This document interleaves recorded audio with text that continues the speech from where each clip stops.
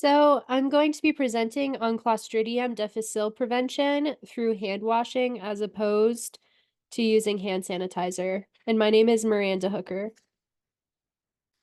First off, what C. difficile is, it's a gram-positive rod-shaped bacterium known for its spore-forming ability, making it resilient in healthcare settings.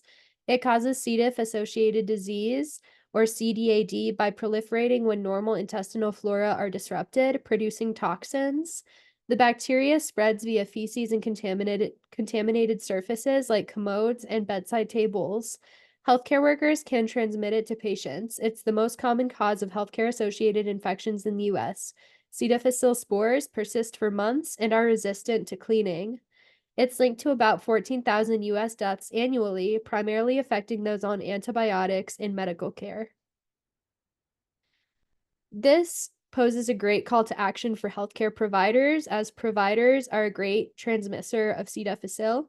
94% of all C. difficile infections are connected to receiving medical care in facilities. Hand washing is effective.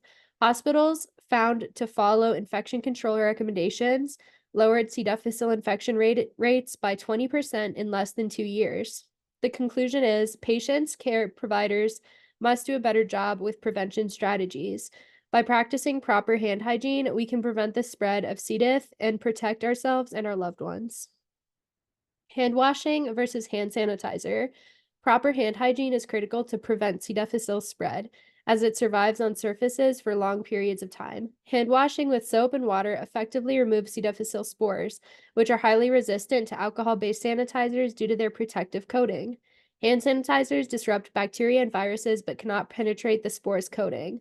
Washing with soap and water physically removes spores from the skin surface, along with any residual bacteria or spores. There is a technique to hand washing that's more effective than just randomly washing your hands. To effectively remove C. diff spores, follow these steps.